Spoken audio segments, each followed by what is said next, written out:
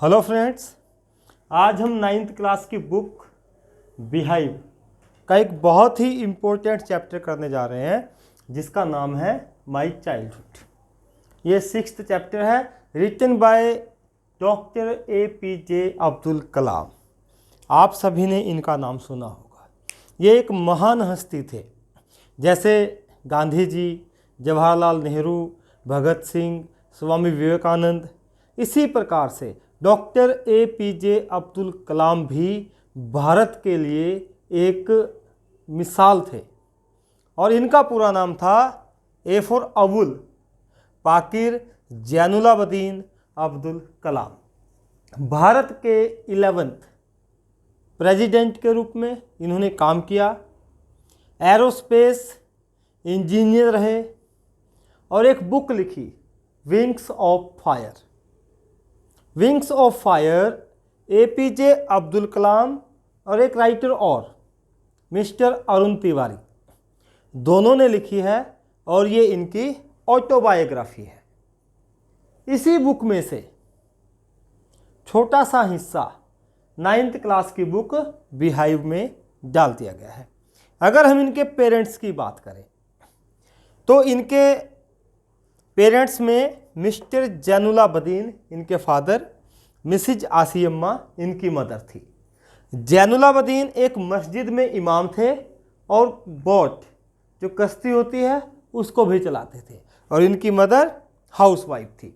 इनका जन्म 15 अक्टूबर 1931 को रामेश्वरम में हुआ, जो तमिलनाडु में है। पहले इसका नाम मद्रास होता था। आपकी बुक में भी इसको मद्रास कह के ही बुलाया है, जिसका अब नाम क्या है, तमिलनाडु। और शिलोंग में 27 जुलाई 2015 को डॉक्टर APJ अब्दुल कलाम की मृत्यु हुई। तो आइए अब चलते हैं हम चैप्टर की ओर। जब चैप्टर शुरू होता है तो APJ अब्दुल कलाम अपने बारे में बताते हैं कि उनका जन्म कहाँ हुआ। एक आइलैंड के पास रामेश्वरम, वहाँ पर जो तमिलनाडु में है, जिसका पहला नाम मद्रास था। और इनके फादर जैनुलाब्दीन कोई ज़्यादा पढ़े लिखे नहीं थे, कोई फॉर्मल एजुकेशन नहीं मिली और ना ही ज़्यादा ये धनवान थे, कोई रिच फैमिली से भी बिलोंग नहीं करते थे। लेकिन फिर भी इनके फादर के अंदर एक इननेट थिंग थी, इननेट जो उनके अंदर ही थी। एक तो विजडम और एक जेनरसिटी, बुद्धिमत्ता और दयालुता, ये दोनों ही इसके फादर के अंदर समाई हुई थी। इनकी मदर एक बहुत ही अच्छी हेल्पमेट थी। किसकी? इसके फादर की। और डॉक्टर APJ अब्दुल कलाम कहते हैं कि मुझे नहीं पता वह कितने लोगों को खाना खिलाती थी। डेली इनके घर में बहुत सारे लोग आते थे जो खाना खाते थे और इनके फैमिली में भी इतने लोग नहीं थे, उससे ज़्यादा लोग खाना खा लेते थे। APJ अब्दुल कलाम बताते हैं कि इनका कद बहुत छोटा था, लेकिन इनके पेरेंट्स बहुत हैंडसम थे और बहुत लंबे थे। टॉल हैंडसम पेरेंट्स, इसने अपने मदर फादर को बोला है। और इसने कहा है कि हम एक एंसेस्ट्रल हाउस में रहते थे जो हमारे पूर्वजों से हमें मिला था। और कब बना था ये? In the middle of 19th century, 19वीं शताब्दी के बीच के टाइम में ये इनका घर बना था। ये लाइमस्टोन यानी कि चूने से और ब्रिक ईंटों से मिलकर के बना था। और कहाँ पर था ये रामेश्वरम की मस्जिद वाली गली में ये इनका घर था। APJ अब्दुल कलाम ने हमें बता दिया कि उसका घर रामेश्वरम की मोसैक यानी कि मॉस्क वाली गली में था, मस्जिद वाली गली में उसका घर था। अब वह बताता है कि उसके फादर बहुत ऑस्टियर थे। ऑस्टियर मतलब सख्त थे, स्ट्रिक्ट थे और सिंपल भी बहुत थे। जो चीज़ें ज़रूरी नहीं थी, जैसे लग्जरियस थिंग्स, कि भाई ऐशो आराम की चीज़ें ज़रूरी नहीं थी, तो उनको वो कभी भी प्रयोग नहीं करते थे। ऐसी चीज़ें जो आराम देती हैं, कंफर्टेबल हो, उनका उन्होंने कभी प्रयोग नहीं किया। लेकिन इनके फादर ने जो ज़रूरी चीज़ें थी, जैसे फूड, मेडिसिन, कपड़े, ये चीज़ें अपने बच्चों को हमेशा दी। और अब्दुल कलाम ये कहते हैं कि मुझे मटेरियली यानी कि भौतिक रूप से और इमोशनली यानी कि भावनात्मक रूप से एक सिक्योर चाइल्डहुड मिला, एक सिक्योर बचपन मिला। अब्दुल कलाम जी बताते हैं कि 1939 में सेकंड वर्ल्ड वॉर शुरू हो गया। लेकिन इनको एक बात समझ नहीं आई कि उस दौरान टैमरिंड, इमली की डिमांड बहुत ज़्यादा बढ़ गई। और अब्दुल कलाम क्या करते थे, उस समय 8 साल के थे, इमली के बीज इकट्ठे करते थे और मस्जिद वाली गली के पास जो दुकान थी वहाँ पर बेच देते थे और इनको उसके बदले मिलता था 1 आना। 1 रुपये में 16 आने होते थे। अब देख लो 1 रुपये का 16वां हिस्सा, यानी कि 1 आना इनको कमाई का मिलता था। इसके ब्रदर इनला जलालुद्दीन, ब्रदर इनला, वो इसे वर्ल्ड वार यानी कि युद्ध में क्या हुआ है उसकी कहानियां सुनाते थे और एक पत्रिका थी, मैगजीन, दीनामणि। फिर अब्दुल कलाम क्या करते थे कि इसके ब्रदर इनला जलालुद्दीन ने जो कहानियां इसको बताई थी वो सारी की सारी उस मैगजीन में, उस पत्रिका जिसका नाम दीनामणि था, उसमें देखते थे कि इसमें वो बातें कहाँ पर आ रखी हैं। इसके बाद क्या हुआ, अभी तक तो इनका एरिया सेकंड वर्ल्ड वार से अनअफेक्टेड था, कोई उस पर प्रभाव नहीं था, ये सब लोग आ जा रहे थे, सब अपने काम नॉर्मल रूप से कर रहे थे। लेकिन क्या हुआ, एकदम से उसका प्रभाव यहाँ पर भी पड़ा और भारत को भी अलाइड फोर्सेज, यानी कि बहुत सारे देशों की सेनाएं जब मिल जाती हैं तो उनको अलाइड फोर्सेज बोलते हैं। यूएसए और रसिया, उस समय अलाइड फोर्सेज थी, इनको ज्वाइन करना पड़ा। इसको, भारतीय सेनाओं को भी इन अलाइड फोर्सेज को ज्वाइन करना पड़ा, युद्ध में उतरना पड़ा, तब यहाँ पर उसका प्रभाव पड़ा। अब क्या हुआ, रामेश्वरम में ट्रेन आती जाती थी और रामेश्वरम में न्यूज़पेपर, इनके ब्रदर का नाम कजिन है जो इनके चचेरे भाई शमसुद्दीन, वो न्यूज़पेपर डिस्ट्रीब्यूट करते थे। लेकिन रामेश्वरम में ट्रेन का रुकना बंद हो गया और जब ट्रेन का रुकना बंद हो गया तो वहाँ पर न्यूज़पेपर आने बंद हो गए। तब चलती ट्रेन से न्यूज़पेपर फेंके जाते थे। रामेश्वरम से धनुषकोडी के बीच में ट्रेन चलती थी, ट्रेन का रामेश्वरम में रुकना बंद हो गया। अब इसके कजिन शमसुद्दीन के लिए एक समस्या खड़ी हो गई, क्योंकि न्यूज़पेपर तो चलती ट्रेन में से बाहर फेंके जाते थे। अब इसके कजिन शमसुद्दीन को हेल्प की ज़रूरत हुई, कोई इसकी हेल्प करे। एपीजे अब्दुल कलाम उनकी हेल्प करते हैं और हेल्प करने के बदले में शमसुद्दीन इसको कुछ मजदूरी भी देते हैं, वेज भी देते हैं। तो इस प्रकार से इसने अपनी पहली कमाई की, जब इसने न्यूज़पेपर को डिस्ट्रीब्यूट करवाने में अपने कजिन शमसुद्दीन की हेल्प की और इसको इस बात पर गर्व भी हुआ। एपीजे अब्दुल कलाम आगे क्या कहते हैं कि हर बच्चा अपने पेरेंट्स से कुछ गुण विरासत में प्राप्त करता है, उसको बहुत सारी चीज़ें सीखने को मिलती है। इसी प्रकार से एपीजे अब्दुल कलाम को अपने फादर से क्या सीखने को मिला, एक तो ऑनेस्टी और दूसरा सेल्फ डिसिप्लिन, ये दोनों चीज़ें इसे अपने फादर से सीखने को मिली। और मदर से क्या, फेथ इन गुडनेस, अच्छाई में विश्वास, और डीप काइंडनेस, और बहुत ज़्यादा दयालुता। ये 2 गुण मिले इसको अपनी मदर आसी अम्मा से। और इसी प्रकार के गुण इसके तीनों भाई बहनों को विरासत में प्राप्त हुए। एपीजे अब्दुल कलाम, इसके बाद हमें अपने फ्रेंड्स के बारे में बताते हैं। इसके 3 फ्रेंड्स थे और सबसे कमाल की बात देखिए कि ये एक मुस्लिम था, लेकिन इसके तीनों फ्रेंड्स ऑर्थोडॉक्स ब्राह्मण थे। ऑर्थोडॉक्स ब्राह्मण होते कट्टर, अपने धर्म को पूरी तरह से मानने वाले। 3 दोस्त थे इसके, एक था रामानंदा शास्त्री, एक था अरविंदन और एक था शिव प्रकाशन। जो रामानंदा शास्त्री था, इसके फादर पक्षी लक्ष्मणा शास्त्री रामेश्वरम के टेंपल में हाईएस्ट प्रीस्ट थे, सबसे बड़े पुजारी थे। बाद में क्या हुआ, रामानंदा शास्त्री ने अपने पिता के जो प्रीस्टहुड था, जो पुजारी का पद था, वो ग्रहण कर लिया। अब बात आती है अरविंदन की। अरविंदन ने क्या किया, अरविंदन ने ट्रांसपोर्ट का काम कर लिया। जो पिलग्रिम्स थे, तीर्थ यात्री थे, उनके लिए ये ट्रांसपोर्ट को अरेंज करता था। रही बात शिव प्रकाशन की, शिव प्रकाशन ने क्या किया, जो सदर्न रेलवे है, जो दक्षिण भारत की रेलवे थी, उसमें कैटरिंग कॉन्ट्रैक्टर का काम करना शुरू कर दिया। एपीजे अब्दुल कलाम जी कहते हैं कि मेरे तीनों फ्रेंड्स जो कि ब्राह्मण थे, लेकिन फिर भी हमारे बीच में कभी कोई भेदभाव नहीं हुआ, ना तो धर्म को लेकर के और ना ही हमारे पालन पोषण को लेकर के। इसके बाद ये बताते हैं कि तमिलनाडु में श्री सीता राम कल्याणम सेरेमनी, एक उत्सव मनाया जाता है जिसका नाम है श्री सीता राम कल्याणम सेरेमनी। और जब ये सेरेमनी होती थी तो हमें पहले से ही पता है कि इसके फादर बोट भी चलाते थे, इमाम तो थे ही, मस्जिद में बोट भी चलाते थे।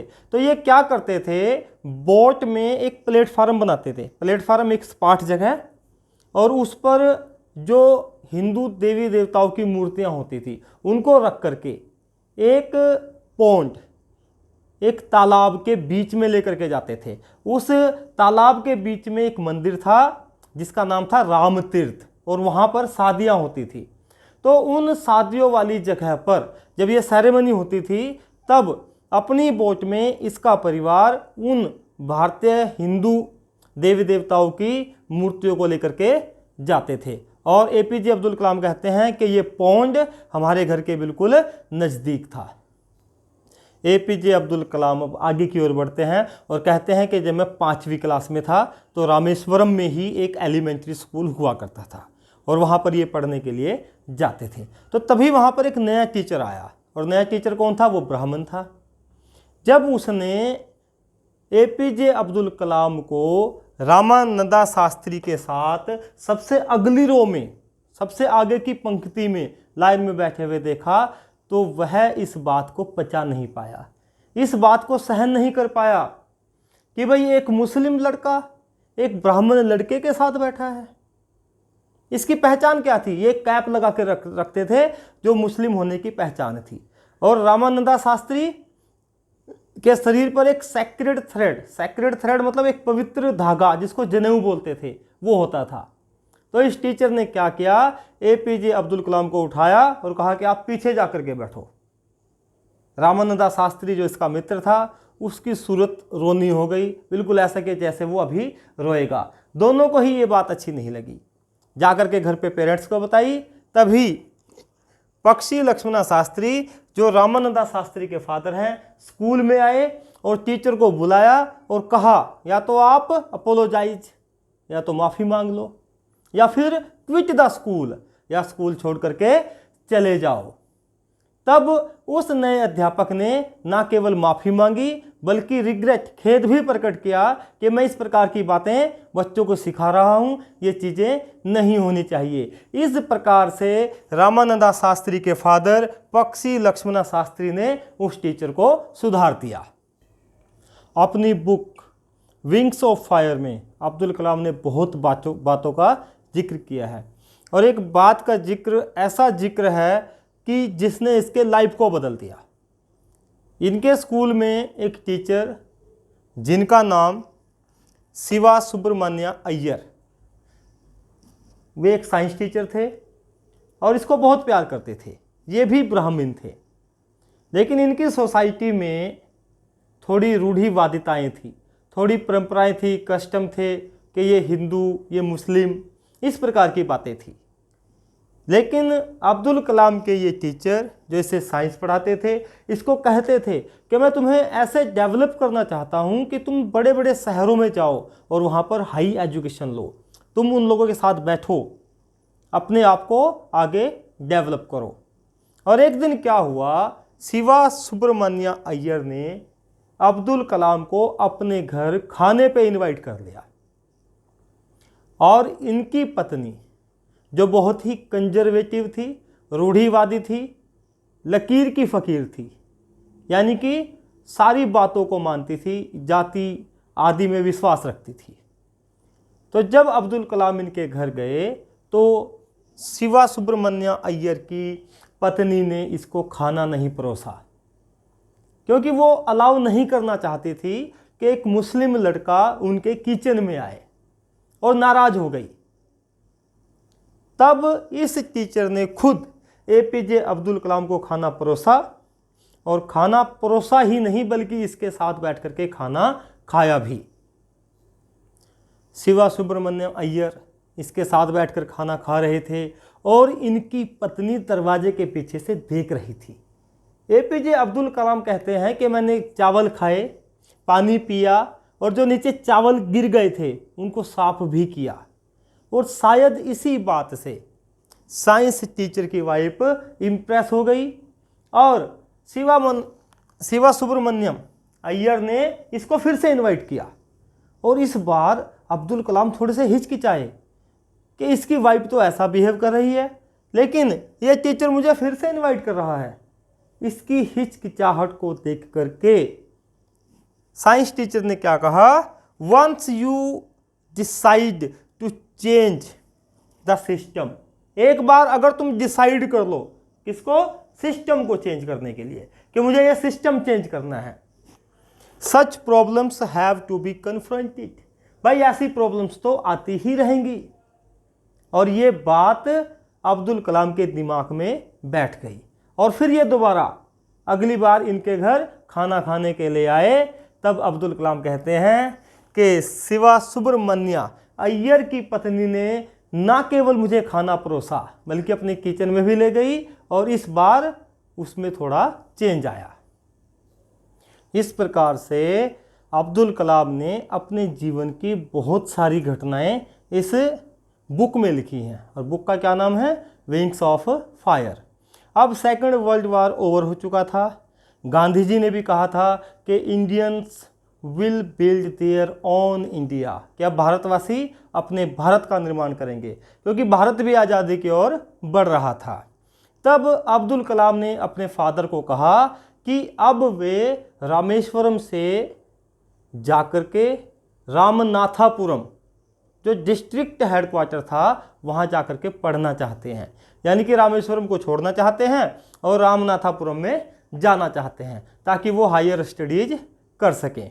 इसके फादर ने कहा कि बिल्कुल you have to go to grow, तुम्हें डेवलपमेंट के लिए जाना चाहिए, आगे अपने विकास के लिए पढ़ना चाहिए, क्योंकि एक पक्षी भी अपने घोंसले को छोड़ करके अपने विकास के लिए बाहर निकल जाता है। और पक्षी का नाम भी बताया है सीगल। सीगल एक ऐसा पक्षी होता है जो अपने घोंसले को से निकल करके बहुत दूर तक उड़ान भरता है। तो इस प्रकार से इसके फादर ने इसको कहा, हालांकि इसकी माँ थोड़ी सी हिचकिचाई कि मेरा बच्चा कहाँ इतनी दूर जाएगा, क्योंकि माँ तो बहुत प्यार करती है अपने बच्चों से। तब अब्दुल कलाम के फादर ने इसकी माँ को समझाते हुए कहा कि एक प्रसिद्ध राइटर हुए हैं, विद्वान हुए हैं, खलील जिब्रान, उनका नाम है खलील जिब्रान, कि उन्होंने ये कहा था कि ये बच्चे केवल तुम्हारे बच्चे नहीं हैं, बच्चे तुम्हारे माध्यम से इस दुनिया में आए होंगे, यानी कि पेरेंट्स ने बच्चों को जन्म दिया होगा, लेकिन बच्चों को तुम प्यार कर सकते हो, उनको विचार नहीं दे सकते। बच्चों के अपने विचार होते हैं, बच्चों का अपना भी लाइफ होता है। तो इसलिए बच्चे जैसा चाहते हैं उनको उस वातावरण में हमें सपोर्ट करनी चाहिए। खलील जिब्रान की ये बातें इसकी माँ को बताई और इसके बाद इसको आगे हायर स्टडीज़ के लिए भेज दिया। इसके बाद आपको पता ही है कि APJ अब्दुल कलाम को मिसाइल मैन के नाम से जाना गया, क्योंकि इन्होंने मिसाइल के निर्माण में बहुत योगदान दिया। भारत के 11वें राष्ट्रपति बने और बहुत सारी इन्होंने पुस्तकें लिखी और इनको भारत का सर्वोच्च अवार्ड भारत रत्न मिला, पद्म भूषण, पद्म विभूषण और साइंस से संबंधित पता नहीं कितने अवार्ड इन्होंने प्राप्त किए। और अंत में शिलोंग में एक लेक्चर देते हुए 27 जुलाई 2015 को इनका निधन हो गया और ये हमें हमेशा के लिए छोड़कर चले गए। आई होप कि आपको पूरा चैप्टर समझ में आया होगा। अगर अभी तक आपने मेरे चैनल को सब्सक्राइब नहीं किया है तो इसे सब्सक्राइब करें, मेरी वीडियो को लाइक करें और शेयर अवश्य करें ताकि आपके फ्रेंड्स इस चैप्टर से वंचित ना रहें। धन्यवाद। Have a nice time.